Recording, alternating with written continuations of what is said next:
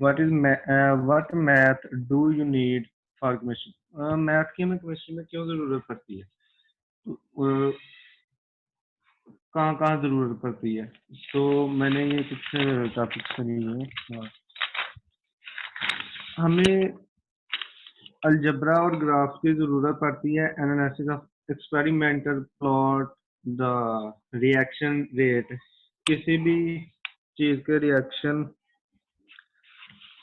अगर दो केमिकल का रिएक्शन हो रहा है तो उसमें हमें अलजब्रिक और ग्राफ की जरूरत पड़ती है, और कैलकुलस की हमें ज़रूरत पड़ती है रिएक्शन का रेट फाइंड करने के लिए।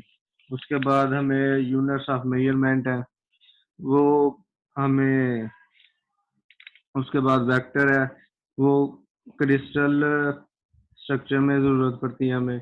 लोगार्थम किसी चीज़ की पीएच फाइंड करने के लिए हमें ज़रूरत पड़ता है। तो इसी तरह एक प्रोबेबिलिटी है, उसमें हमें ड्राइंग जनरल कंक्लूजन और ट्रायल्स की जरूरत पड़ती है। ठीक है, उसके बाद मैंने नैनो स्ट्रक्चर में से एक टॉपिक लिया, अप्लाइड केमिस्ट्री की बुक है इन मैथमेटिक्स, तो उधर से मैंने एक टॉपिक चूज किया,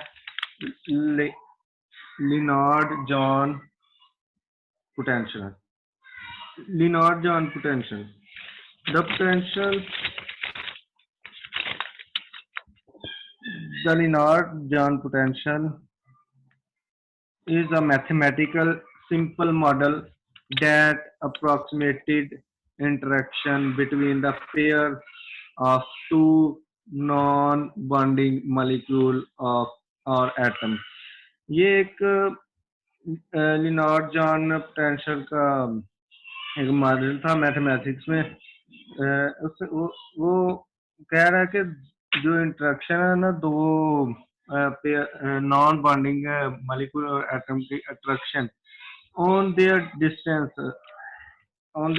ऑफ सेपरेशन, और उनका जो डिस्टेंस है दोनों का आपस में जो उनको सेपरेट करता है, a form of this inter atomic potential was first proposed by in 1924। ये 1924 में इसने पेश किया था अपना मॉडल। उसका नाम है जॉन लिनार्ड जॉन्स। इसने कहा था कि जो फोर्स होती है ना दो न्यूट्रल एटम के दरमियान, जो फोर्स होती है उसने और उनका डिस्टेंस जो इसको सेपरेट करता है उसको इसने नाम दिया था लिनार्ड जॉन पोटेंशियल का। तो उसने एक ग्राफ भी बनाया था, वो ग्राफ कुछ इस तरह का था। दो एटम है, उनके दरमियान में पहले नॉन बाइनरी एटम है, उनके दरमियान में पहले डिस्टेंस बहुत स्मॉल डिस्टेंस था। जब वो ट्रेवल करते हैं, जब उनकी बॉन्डिंग होती है तो वो कुछ इस तरह से उनका ग्राफ बनता है, कुछ इस तरह से ग्राफ बनता है। और यहाँ पे जो ऊपर है ये पोटेंशियल है, और इधर ये 0 है, इधर negative angstrom.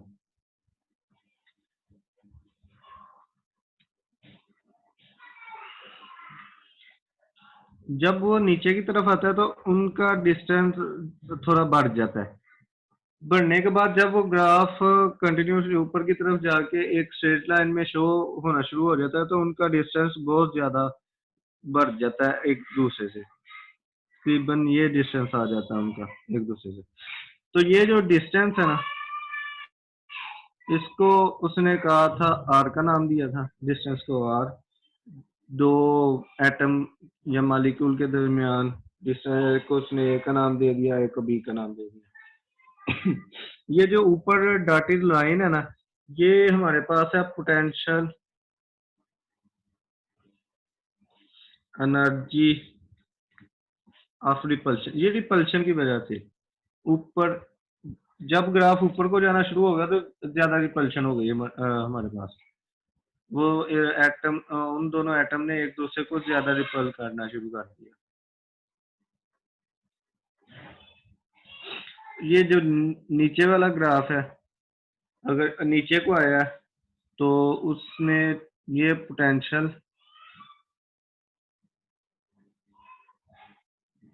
Energy of attraction, जब वो ग्राफ नीचे को आना शुरू हो गया था, अब हमारे पास डिस्टेंस थोड़ा ज्यादा हो गया था, तो वो अट्रैक्शन की वजह से हमारे पास डिस्टेंस कम हुआ था। तो अब फिर ग्राफ जब ऊपर की तरफ जाना शुरू हो गया तो हमारे पास जो पोटेंशियल एनर्जी है वो एक दूसरे को रिपेल करना शुरू कर दिया था इन्होंने। तो ये जो सेंटर वाली लाइन है, ये वाली, ये टोटल है पोटेंशियल एनर्जी है, total potential energy of attraction and repulsion, attraction and repulsion।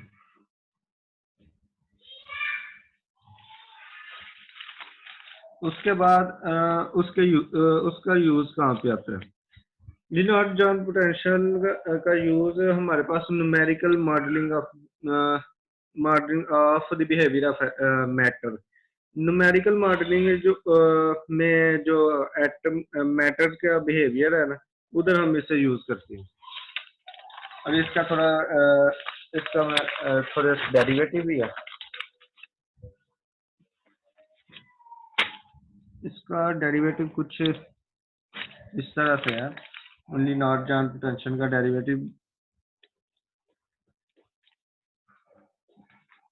4 angstrom, ये इसका फार्मूला है, ओवर आर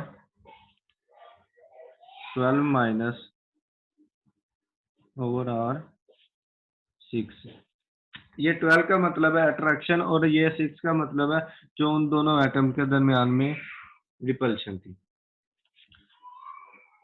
तो इसको इसने डिफाइन किया कुछ इस तरह से, in in this definition parameter angstrom, ये जो एंगस्ट्रम है ये वाला, ये डिस्टेंस को शो करता है इन दोनों एटम के दरमियान में, और ये जो डिस्टेंस है ना, ये शुरू में नल होता है, ये इन दोनों का डिस्टेंस नहीं होता, ठीक है। और ये वाला जो एंगस्ट्रम है, ये वाला, ये हमारे पास इनका मिनिमम पोटेंशियल होता है जो दूसरे क्रॉसपोर्टिंग अट्रैक्शन की वजह से होता है, अट्रैक्टिव एनर्जी होती है इनकी, ठीक है। तो ये हमारे पास थोड़ा सा इसकी हम डेरिवेशन करते हैं थोड़ी सी, उससे हमें पता चल जाएगा इनके दरमियान फोर्स की डेरिवेशन।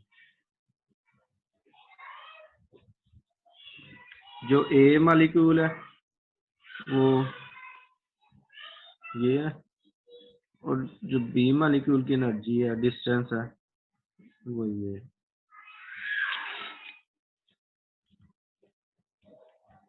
4 एंगस्ट्रम ए ओवर, ये हमारे पास ये हो गया था 12, तो इधर हमने ये लिख लिया और आर की पावर 12 वैसे की वैसे आ गई, माइनस ये हमारे पास बी हो जाएगा ऊपर वाला, ये ऊपर वाला हमारे पास ये वाला बी हो जाएगा, और बी ओवर आर की पावर 6 आ गई। उसके बाद ये partial derivative of U according to distance, हम अब करने लगे हैं इनका पार्शियल नेगेटिव फाइंड करने लगे, partial negative, partial R U over R के रिस्पेक्ट से हम डिस्टेंस का जो पार्शियल डेरिवेटिव है ना वो फाइंड करने लगे। तो ये कांस्टेंट टर्म है, ये वैसे की वैसे ही रहेगी। उसके बाद आर की करने लगे हैं, तो ये हो जाएगा ऊपर ए वैसे का वैसे रहेगा और ये ऊपर जाकर नेगेटिव हो जाएगी वैल्यू, ये हो जाएगा आर पावर -12, ठीक है। उसके बाद बी वैसे का वैसे ही रहेगा, ये पार्शियल डेरिवेटिव ऑफ आर, ये आर की पावर ऊपर जाकर -6 हो जाएगी, ठीक है। उसके बाद उसका डेरिवेटिव फाइंड करेंगे हम, partial derivative dr over dr partial r is equal to 4 angstrom. ए वैसे का वैसे ही आ गया, डेरिवेटिव का रूल है, पावर पहले आ जाती है, पावर पहले ले आएंगे, -12 और उसके बाद पावर से कम कर देते हैं, -1, उसके बाद माइनस बी वैसे ही -6, उसके बाद आर की पावर -6 -1, ये हमारे पास आ जाएगा। ये हो जाएगा हमारे पास 4 angstrom is equal to 4 angstrom -12 A over, ये ऊपर प्लस हो रहा है ना, आर की पावर 13 -13, पावर ऊपर प्लस है, नीचे नेगेटिव है, नीचे आगे प्लस हो जाएगी, आर की पावर 13 हो जाएगी माइनस, और ये वाला माइनस प्लस हो गए 6 हो 6b आर की power minus R over R की पावर 7 हो जाएगी। ठीक है, उसके बाद इधर से 6 कॉमन आ रहा है तो कॉमन ले लेंगे, इधर से 6 कॉमन लेंगे हम, 24 हो जाएगा, -6 कॉमन ले लिया, 24 हो जाएगा, इधर 4 के साथ मल्टीप्लाई होगा तो एंगस्ट्रम, इधर 6 आ जाएगा, 6a over R 13 plus -b over R 7, ये उस्मान, हमारे पास इसको है। डेरिवेशन को जरा कंप्लीट प्रोसेस को करके फाइनल लिख दें, ठीक है? वो क्योंकि आपकी स्क्रीन हिल रही है, इतना पता नहीं चल रहा, समझ नहीं आ रहा। आप इसके बाद फाइनल इक्वेशन लिख के इसको वाइंड अप करें टॉपिक को। ठीक है सर, फाइनल इक्वेशन आ गई है, बस इसके बाद फाइनल इक्वेशन लिखने लगे। Thank you sir. हम इधर से आर को कॉमन ले लेंगे, 24 over are angstrom 6a over are 12 minus b over are 6, इसकी फाइनल इक्वेशन मैं अब लिखने लगा हूँ।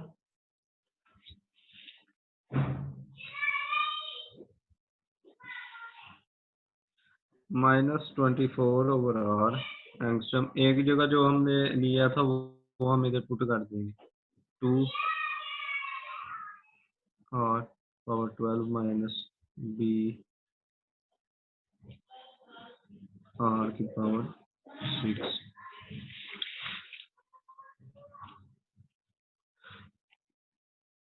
ये हमारे पास था partial derivative of potential over with respect to r. अब हम फोर्स, दो एटम के दरमियान जो फोर्स होती है ना, ये उसका डेरिवेटिव हम कहने लगे हैं, ये उसका वेक्टर डेरिवेटिव है, a 24 over are angstrom 2 over are 12 minus sigma over are 6, और ये u, where u is the neutralization of AB। ये जो हमने फोर्स का ए बी का किया है ना, ये उन दोनों के दरमियान जो न्यूट्रलाइजेशन है ना, एक्शन ऑफ रिपल्शन रिएक्शन है जो, ये वो है। तो अगर हम दोनों को अपोजिट रखें ए और बी को, तो वो तो इस तरह हो जाएगा, b is equal to -f ए।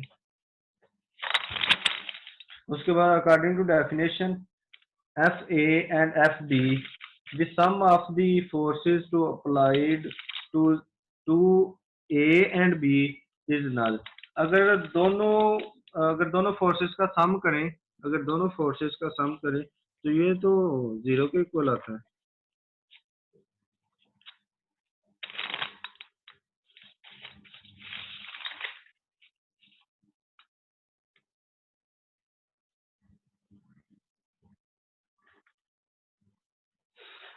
तो ये इन दोनों का सम 0 के इक्वल आता है, तो इन दोनों में कोई टार नहीं होगा, क्योंकि इन दोनों के दरमियान जो फोर्स है ना वो कोलिनियर है।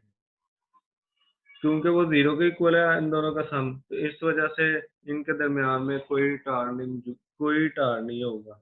ये हमने फोर्स के लिए फाइंड किया था।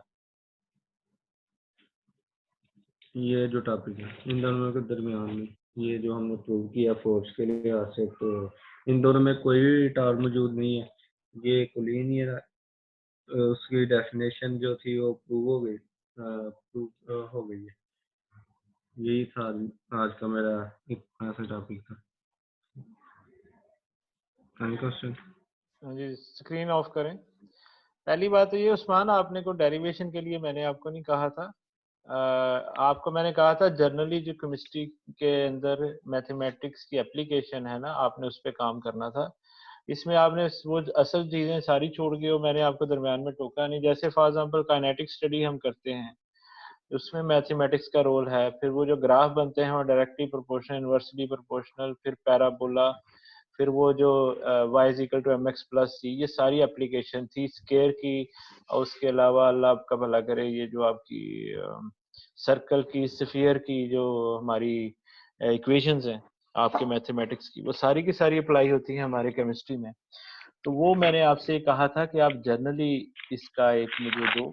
तो आपने एक वो पकड़ के एटम को आपने उसको प्रूफ करना शुरू कर दिया। प्रूफ करने में तो वो तो दूसरी बात, आप ये बताएं कि आपने उस बुक, जो मैंने आपको बुक दी थी मैथमेटिक्स की एप्लीकेशन केमिस्ट्री में, वो आपने पूरी बुक पढ़ी है या जस्ट उसमें से यही टॉपिक पकड़ पकड़ के आपने बस वो देख लिया? सारी बुक स्टडी की थी? ईमानदारी से बताइएगा, कोई बात। नहीं सर, मैंने सारी बुक स्टडी नहीं थी की, झूठ क्यों बोलना। मैंने सारी बुक स्टडी नहीं थी की। मैंने सिर्फ पहले उसके 2 चैप्टर है ना जो, मैंने वही पढ़े थे। आप अगर एक काम करते ना, अगर आप उस जितना भी चैप्टर थे ना, देखें स्मार्ट अप्रोच जब प्रेजेंटेशन बनानी थी, पूरी बुक आप पढ़ भी नहीं सकते। आपने सच बोला, अगर आप कहते मैंने पढ़ी है तो मैंने मानना भी नहीं था, क्योंकि पूरी बुक तो मैंने भी नहीं पढ़ी। सच्ची जो बात होता ये है कि आप उसका इंट्रोडक्शन देखते हैं हर चैप्टर का, ठीक है, उसमें एक आइडिया हो जाता है कि इन्होंने किस टॉपिक को, आपका काम था उसकी समरी तैयार करते सारे चैप्टर्स में से, जिस जिस चीज को उन्होंने एड्रेस किया हुआ था ना, आप उसमें से वो बस सिंपल सा देखते कि वो उसका समरी कहाँ पे, वो चैप्टर में कहीं ना कहीं होती है, स्टार्ट में होती है, एंड पे होती है, ठीक है, समराइज किया होता है ना। या समटाइम ये होता है कि किसी टॉपिक के एंड पे उन्होंने समराइज किया होता है। आप सिंपल 1 घंटा लगाना था तो आपने वहां से सारी बुक का निचोड़ निकाल लेना, एक बात।